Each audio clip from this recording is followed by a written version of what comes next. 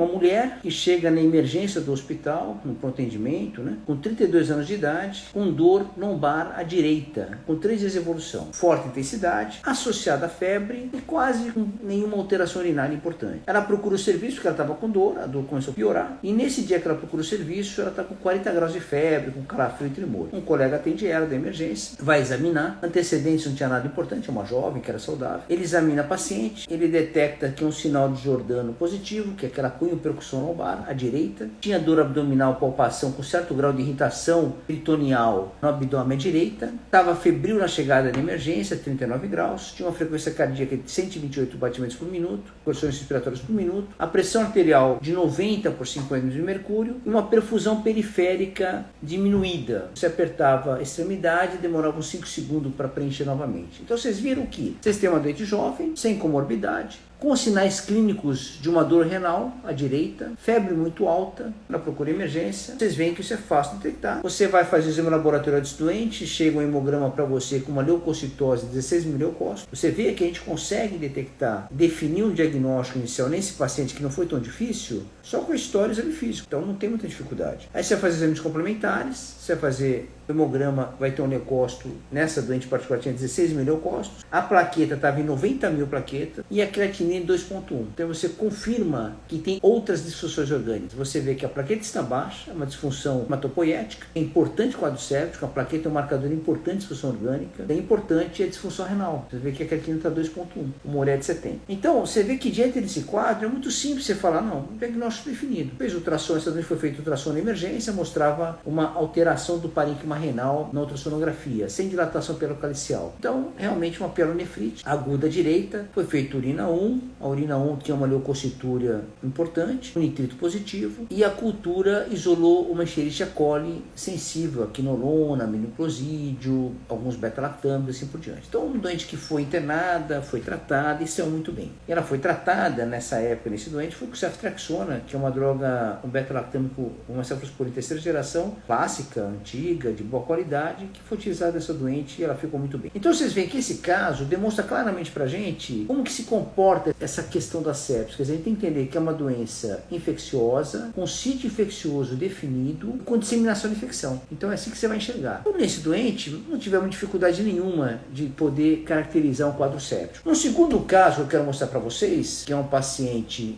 de 82 anos de idade masculino, também é um caso verdadeiro nosso, um caso que a gente já teve oportunidade de cuidar, 82 anos de idade, homem, também chega na emergência trazido pelos familiares dele. Na emergência, os familiares contam pra gente que ele tinha uma história de uns 3 a 5 dias, 4 dias, com um quadro confusional. Mas nada, ficou meio confuso, esquecia os lugares, trocava o quarto, não estava reconhecendo alguns membros da família, e estava tudo bem. E foi passando os dias, ele foi piorando a confusão, e ficando um pouco mais agitado, inquieto, dormia mal à noite. E a família pegou esse doente naquele dia, estava mais intensa, tinha passado uma noite muito ruim, trouxe para emergência. Ele foi na emergência, completando a história, ele não tinha febre nenhuma, a família não conseguia dizer, estava totalmente confuso quando chegou na emergência, e a família não conseguia dizer para nós onde que estava, se tinha alguma outra queixa associada com uma coisa a mais em relação à localização do foco. Tinha várias patologias de comorbidade, era diabético, era insulino independente, tinha hipertensão arterial sistêmica, usava valsartana. Na chegada, ele tinha uma pressão arterial normal, vou falar para vocês daqui a pouco. Era um paciente que também era portador de osteoartrose de joelhos bilateral, que limitava o movimento dele, então ele ficava muito tempo sentado, andava pouco, com apoio. E além disso, tinha uma fibrilação atrial crônica, foi tentada no passado reverter, não conseguiu, coágulo grande, pelo que a família tinha passado, e usava um anticoagulante oral, com dose de anticoagulação de prevenção de embolia, de TEV. Ao exame físico, pessoal, esse doente estava com a frequência cardíaca de 86 batimentos, a pressão arterial 110 por 70, a frequência respiratória de 22 incursões respiratórias por minuto, e estava confuso. E a perfusão periférica lentificada. Muito bem, vejam só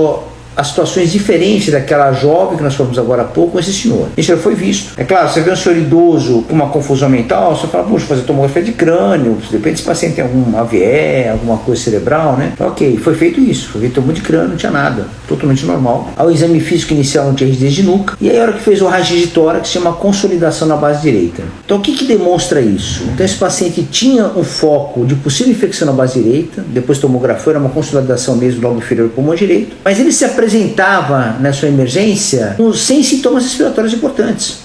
Nem taquipnea importante tinha, estava 22 respiratórios na entrada, nenhum.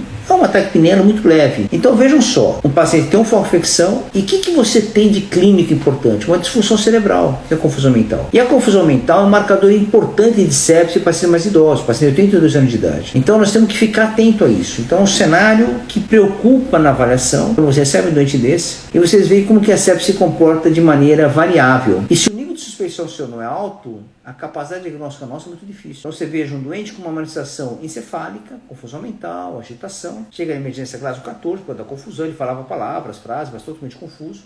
Com tomografia normal, sem rigidez de nuca, com foco de infecção pulmonar, demonstrando que esse paciente estava fazendo uma disfunção orgânica cerebral e você caracterizando ele, você pode caracterizar com o diagnóstico de sepse. Foi feita a parte laboratorial, o hemograma sem leucocitose, sem leucopenia, e o lactato, que é um marcador de perfusão tecidual, de 6 milimol por litro. O normal é de 0,6 até 2,4, 2,2. Então ele tinha um lactato aumentado. E o lactato aumentado laboratorialmente é um marcador muito importante de perfusão tecidual, mostrando que esse paciente já tinha uma alteração perfusional e encefálica. Isso caracteriza o quadro séptico. Então, o que eu quero colocar para vocês com esses exemplos que a gente está colocando aqui dentro? Esses dois exemplos. A facilidade de se ter de sepse, a gente está na emergência, está numa UTI, está numa enfermaria, está no seu consultório, a pessoa pode chegar dessa maneira, você faz um exame bem feito, exame físico, anamnese, você consegue caracterizar isso com cuidado, um quadro diferente, um quadro de comportamento atípico, um comportamento que não estão com sinais vitais bem definidos à sua frente, alterados, para te fazer alertar rapidamente para a sepse. Então isso tem que fazer nos lembrar, nos dar cuidado em relação a esses achados, para que a gente não subestime esse diagnóstico em situações específicas. Então esse exemplo do idoso, confusão mental, é um marcador super importante. E se você não tem um